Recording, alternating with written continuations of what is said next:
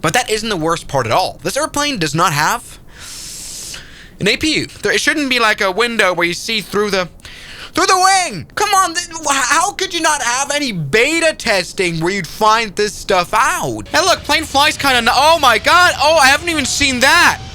Why do the leading edge flaps look, oh my god.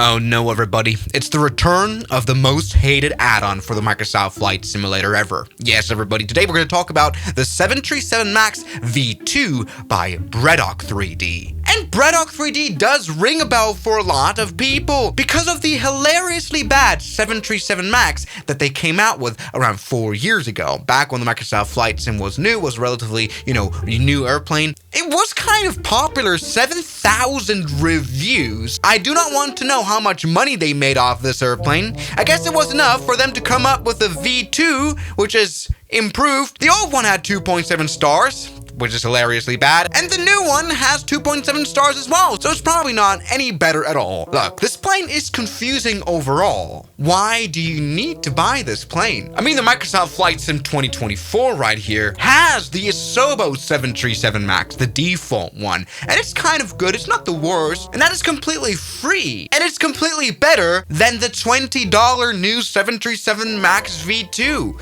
I really don't get the point of buying it, especially because this plane is available for the 2020 and 2024 Flight Sim, although I haven't been able to find it on the 2024 marketplace, it's only available in the 2020 marketplace. It's all confusing. Either way, this is probably very much better, isn't it? Better modeling, better everything. By the way, let's not forget about the iFlight 737 MAX, which is also payware. It is a bit more expensive than $20, but it is like a million times better anyway. I really don't get why they would bring up this airplane, but today, let's have a bit of a fair review of it and see if they've actually improved this. I mean, this was really bad. Why the hell is the throttle so damn shiny? Jesus Christ. But let's check out the liveries. We have American Airlines, we have Delta. They don't have a 737 MAX, at least yet. Nor does EasyJet, Lufthansa, or Air France.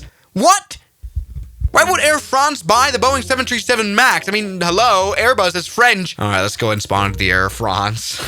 Very fictional. Let's not get bogged down with who has which airplane, but instead let's spend some time hating on this airplane's modeling, because there's lots to hate. First of all, I don't know what the registration here seems a bit weird. It's like the font seems a bit off. But that's not the worst part. BREDOK is really proud of the modeling. Enjoy a completely overhauled visual experience with realistic shapes and PBR materials. PBR meaning lifelike reflections and textures. And well, I've now turned it into, evening time to talk about the reflections of this model. It is way too reflective indeed. This plane looks, and I would describe it as oiled up. It's like a literal oil film on this airplane, which makes it look very odd. It's a very smooth airplane. It's got no single piece of dirt on it. In fact, on the wings, there's no piece of rivet I can see. This looks extremely odd. But that isn't the worst part at all. This airplane does not have an APU. It doesn't have an APU modeled or anything. I mean, it's just gray. Why wouldn't you make it like black here? This is not what the tail of the... Why? But other than that, let's be honest, the outside modeling isn't the worst if you don't look too closely. But if you do look closely, you'll get really sad. Let's go ahead and check out what's below the landing gear. Kind of like that. You can see through the wing. On both sides, you can see through the wing. It is invisible from below, which obviously in real life it isn't. It shouldn't be like a window where you see through the wing. Come on, how could you not have any beta testing where you'd find this stuff out? Look, you can see through the wing. They haven't done the texture normals properly, which causes this bug. How could you have not have found that out? By the way, talking about texturing is really not good. Look here into the landing gear bay. What in the world is that? Look at the landing gear itself, especially for Microsoft Flight Sim 2024 age. This sucks. What the hell is this landing gear? It just looks smooth. But I'm not done with textures. Let's go into the cockpit, which looks like Roblox, really, doesn't it? I mean, first of all, let's talk about the yoke. Not too long ago, I held a real 737 yoke in my hand. Why is it shaped like a bicycle handle? It's like it's just not realistic. For some reason, the pitch trim switch here flips like this, which it isn't supposed to do in real life. It's more of a proper switch. Okay. Look at this, everybody. We've got a very poorly modeled cockpit overall. It looks like 2010 or something. Very old model. And don't even get me started on the font here on the overhead panel. It looks weird. It's broken partly as well. Why that is R is just broken. It looks like a medieval kind of font, or like a font you'd see on a pub or something. And not only that, it is like there's millions of spelling mistakes, which is hilarious. Keep cooling?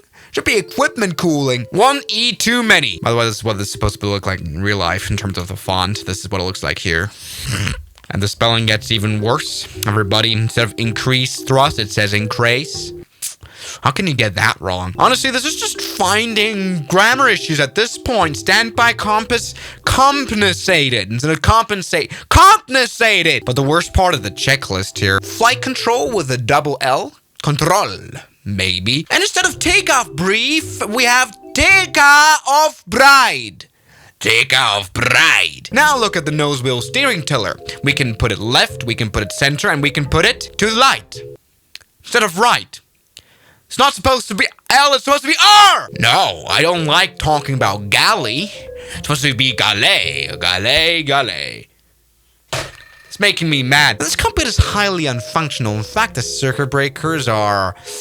they don't have any text on them. No labels. Nothing saying, oh, this is that. Like, I don't care about it not being usable, but it's not even like there's no markings on it. And this is just an unfinished airplane. I mean, look at this fire extinguisher. What in the world is this belt buckle here to hold the fire extinguisher in place? That is just broken. Very realistic shape. I feel like this plane is a social experiment. Talking about a social experiment, let's go into the cabin, which doesn't work. And that's for a reason. That's because this plane doesn't have a cabin.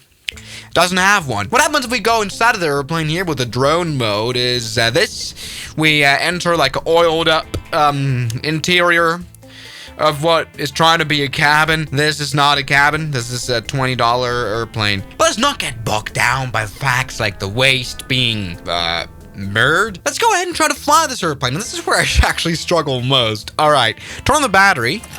There we go. For some reason, that brings up some autopilot alert, and it brings up all the screens, which is not really realistic. The battery isn't supposed to be powering all the screens, when it turns on. Okay, plane is partly on. Let's turn on the APU right now. And genuinely, in my stream yesterday, where I tried out this airplane, I wasn't able to fly this airplane properly. Why? As you can see, the instruments are not aligned. The airplane doesn't know where it is. For that, in the 737, we have this panel right here, where we can align these instruments so it knows its location. Trouble is that doesn't work. Actually, most of the switches aren't functional. This test button works. Very usable. This doesn't work. The dome light at least works. Doesn't make a difference here in the lighting. None of this works. Oh, wow. We have a... oh, that plays a nice MP3. Oh, wow. Either way, the APU's turning on right now, which we can clearly hear and see here. No, we don't see, by the way. Here we go. APU. Let's see when that generator is going to be available to power on this airplane. Come on. All right, come on. We've reached 500 degrees. I'm waiting for this light to come on. Hello? It doesn't work. Okay, APU generator doesn't work.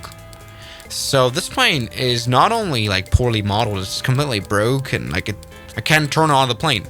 Doesn't work? Okay. No, APU generator doesn't do a single thing. Talking about not doing a single thing, and that's the instruments, really. I mean, something that they have done, oh my god, look at that lighting, is avionics. Finally, a custom FMC here. This plane now knows it's a 737 MAX. Previously, the old 737 was like stolen off of like a 787 system. But here, let's go ahead and initialize our position here. Last position, okay. GPS position. Normally, there should be a button right here that gives us the opportunity to enter in our position.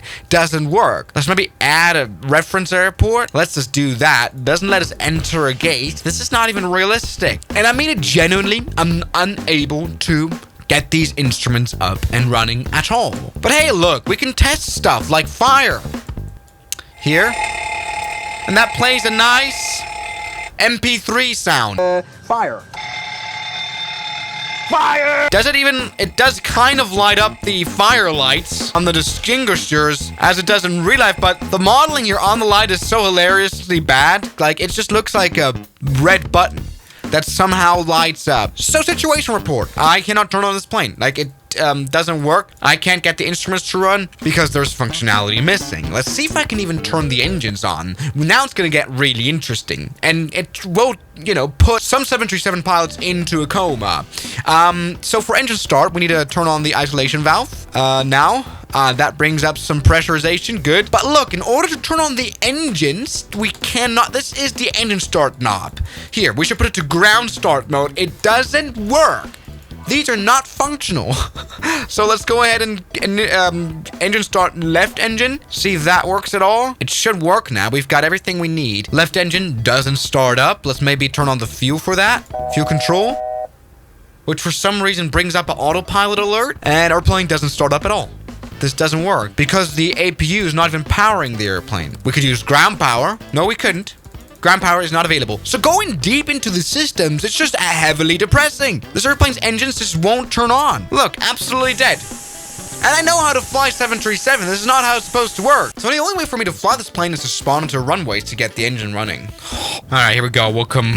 Oh, looks a little hideous, doesn't it? So, I'm slowing myself here to the gate on this otherwise unfunctional airplane. But come on, let's do a bit of a flight here on this inevitably broken airplane from St. Martin to this place right here. We have beautiful departure and arrival. This way, we can test this right here, the new avionics. I mean, look, we can, we can press stuff, and there's not even spelling mistakes here. I don't know about this realism right here. This looks like an A380. This doesn't look like a 737. I don't know if these diagrams are actually correct. We're gonna use SayIntentions.AI, my new partner here, for proper ATC. This is totally fine. 127 decimal. I mean, just the texturing here on the comm panel is just absolutely hideous. Information kilo. All right, at least it works. 1200 Zulu. Wind 100. Oceana clearance, good day. Reiner 001 with information kilo. Request IFR clearance to Pointe-à-Pitre. That's the one. Let's not go ahead and get bogged down with the fact that the engines are already running. Very realistic. Ryanair 001, information kilo is current to Julina 2 departure, then as filed. Departure runway 10. Clear to Pointe-à-Pitre via the Juno 2 departure. Initial climb 4,000. Let's work on that autopilot, which... Read that correct. Tower will be on 118.7. 118.7, thank you, bye. Reiner 01. Look at the texturing, it's just absolutely hideous. It's just amazingly bad. Let's go ahead and work on that flight plan indeed. So route right here, and this is for a change custom. This is the new update. It's not necessarily good, but it's like... As we make our way to the beautiful Pointe-à-Pitre. My name is All Caroline. right, it's fine. And along with my All right, activate. Liam, Runway 10. Let's select the Jonah 2 departure here. I mean, the standards are incredibly low, but at least this works, kind of. It's just hard to use this, because whenever you press the clear button here, you access the trim control. Like, that isn't very good. Like, you have to get really close to the clear button or not. Let's select an arrival right here. Hey, the standards are so low that this is this blows me away about how realistic this is. This is in the plan mode right now. Look at this flight plan here. Wonderfully done. All right, we can even turn on LNAV now. In fact, we can even turn on VNAV for no reason. This isn't supposed to work. Anyway, wow, Bredok, you can really be proud of yourself. Look at that, a 737 performance page. Cruising altitude. Let's select a takeoff here. Okay, there we go. We're not ready for some pushback action, so push down at ground. Good day. Reiner 001 ready for pushback and start. I mean, start is already done, but we'll ignore that. Ryanair 001, Juliana Tower, pushback and start approved. Person's not approved face with Reiner 001. I mean, alright, let's do a power back. It's the only way we can actually move. Look, and I mean, the weirdest thing is, and that's what I noticed yesterday already, why is there a dollar sign? Why is there a dollar sign next to the altitude? Why dollar? Alright, looking good. Now, the incredible sound design. Doesn't really sound like this engine is giving full-on reverse thrust. Okay, Prince at ground, Reiner 001 ready for taxi. And why the hell is there a... What the world is going on there? What is that? Taxi runway 10 via Alpha, Reiner 001. Okay, let's go. Forward thrust. Man, I mean, just the shadows on the airplane itself is just weird. Either way, it's all's fine. We are at $0.40 feet. All right, here's runway 10. Let's go ahead and talk to tower. Okay. British Vienna Tower, good day. Area Rhino 001, holding point Alpha, runway 10, ready for departure. I wonder if the yaw damper switch makes a difference. Winds 100 at 8, cleared for takeoff. They were taking runway 10, Rhino 001. The most hilarious part about this, by the way, is the head-up display. It's not supposed to look like this because it's stolen straight from the 787. It's supposed to have like a more of an arm, I think. Also, the brightness is hideously bad on this, and we cannot adjust the brightness. Look, if you properly fly somewhere, you're unable to see stuff. I can't adjust the brightness. All right, rolling takeoff. Let's go full power. Oh yes, mighty sound of the Dyson. I mean 737 MAX. The sound design really isn't great. Yeah, full power. All is fine. All is okay. We are at 100 knots. And let's see. We won. V1. Rotate. Rotate, I say as well. Look at that. Beautiful. That is a takeoff. Let's turn on LNAV immediately. And at this airplane climb, positive rate, landing gear up. Airplane should now fly to the right to this departure. Very good. Set the flaps down. All is fine. Come on, climbing nicely with our Dyson. Oh, come on, 737. Don't you dare crash into this mountain here now.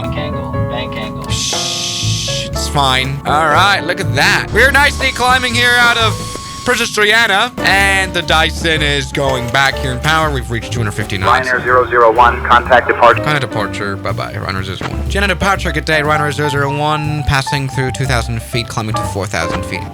Decision height. Oh. Decision height? Decision height is for landing. You hear that's like a minimum call out. Why are we hearing that while climbing? All right, we're now 4,000 feet. Also here the landing light switches make no sense whatsoever. The staff trim cutout switch controls the fuel apparently. Just the fuel control of the engine number 2. This is a fake switch that doesn't do anything. By the way, fire extinguishers don't work at all. Departure, Ryanair 001, request climb. Ryanair 001, climb flight level 150. Flight level 150, Ryanair 001. Now we have passed transition altitude, meaning we will set back our barrow right here. We would normally press this in real life to standard. There is no button for it. So we're gonna have to do that manually. Yeah, full power. Doesn't sound bad at all. Ryanair 001, expect a BIM 2 Alpha arrival. Plan for descent in maybe 10 minutes. Expect BIM 2 Alpha arrival. Plan for descent 10 minutes. Ryanair 001. Oh. Hello? Why are the instruments dead? Oh, geez, the instruments are broken. The instruments are gone? The instruments are gone. Instruments are gone. Huh? Oh, no. Oh, God. Oh.